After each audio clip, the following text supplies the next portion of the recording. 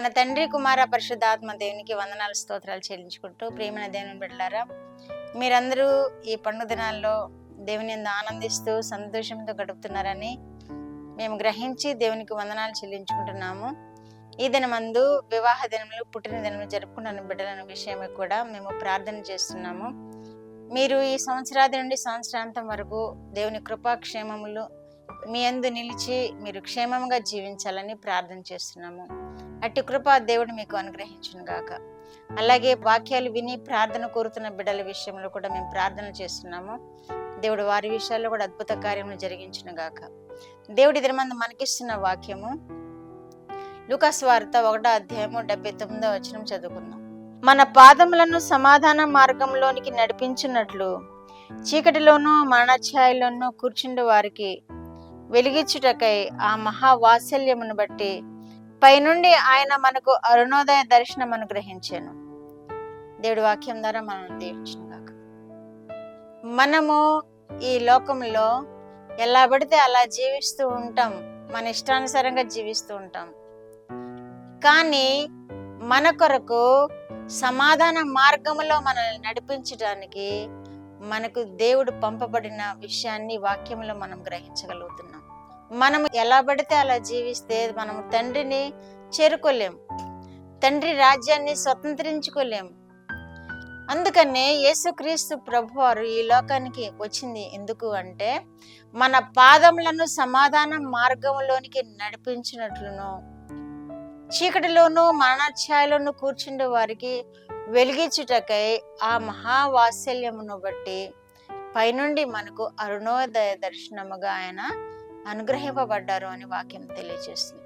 మన మార్గములు ఎలా పడితే అలా జీవించామనుకోండి, ఒక్కొక్కసారి ఎదురుపొక్కులు తగులుతాయి మనకి.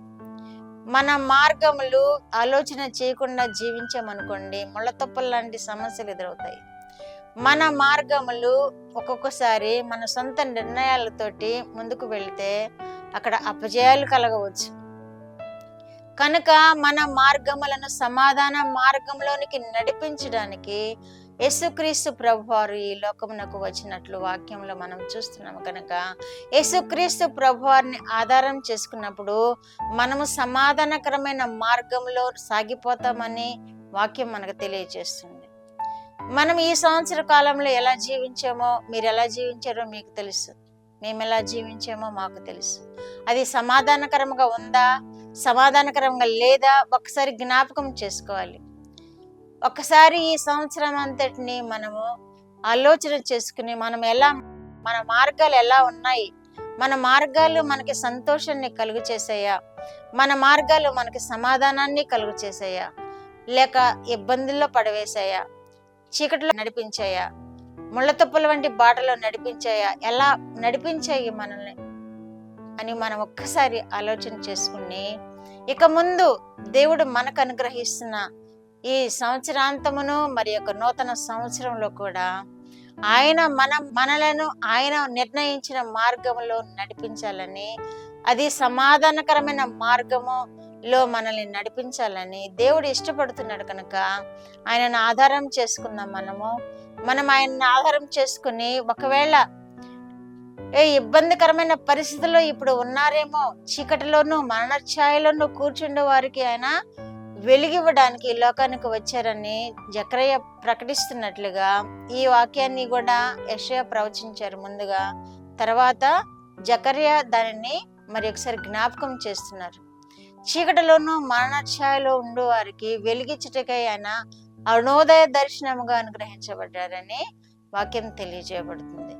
ఈ అరుణోదయ దర్శనం కొరకు మనము అనుదినము ఎదురు చూస్తూ ఉండాలి.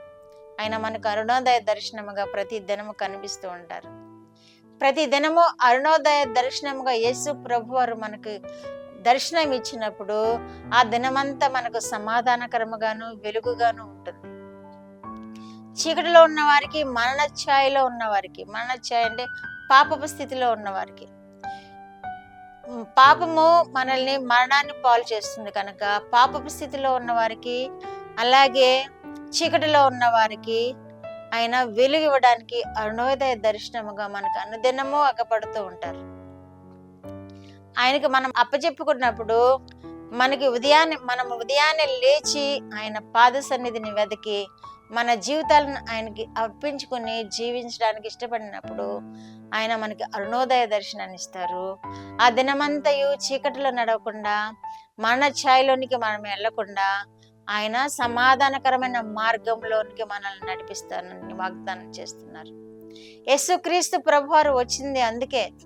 ఎవరైతే పాపంలో జీవిస్తున్నారో, ఎవరైతే చీకటి అనే మార్గంలో జీవిస్తున్నారో, ఎవరైతే సమాధానం లేక శ్రమల పాలవుతూ జీవిస్తున్నారో వారికి సమాధానం ఇవ్వడానికి, వెలుగు ఇవ్వడానికి, రక్షణ అనుగ్రహించి కాపాడడానికి లోకమునకు వచ్చిన యేసుక్రీస్తు ప్రభువారి యొక్క మాటలను మనం హృదయంలో భద్రం చేసుకుని ఆయన మాటలను మనము ధ్యానం చేస్తూ ఆయన అనునిదిన అరుణోదయ దర్శనముగా వస్తున్న మన యేసుక్రీస్తు ప్రభువారిని మనం చూస్తూ ఆ దినమంతయు గడిపినప్పుడు మనకు సంతోషమే, సమాధానమే, వెలుగే, ఆనందమే, మరణఛాయ అనేదే ఉండదు, చీకటి అనేదే ఉండదు.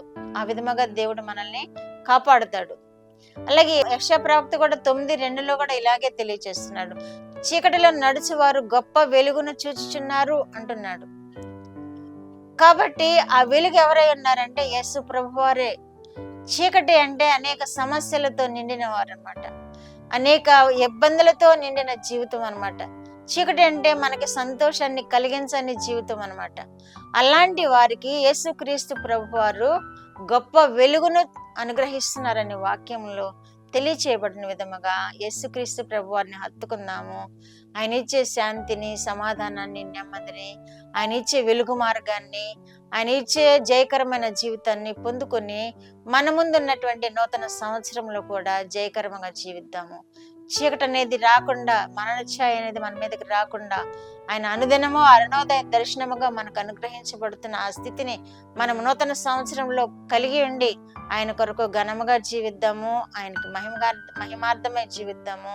ఆయన చేత దినదినము ఆశీర్వదింపబడదాం. ప్రార్థన. మా దేవా, మా ప్రియ పరలోక ప్రభువా, మీ పరిశుద్ధ పాదములకు వందనాలు, స్తోత్రాలు. మా రక్షకుడైన యేసయ్య స్తోత్రాలు.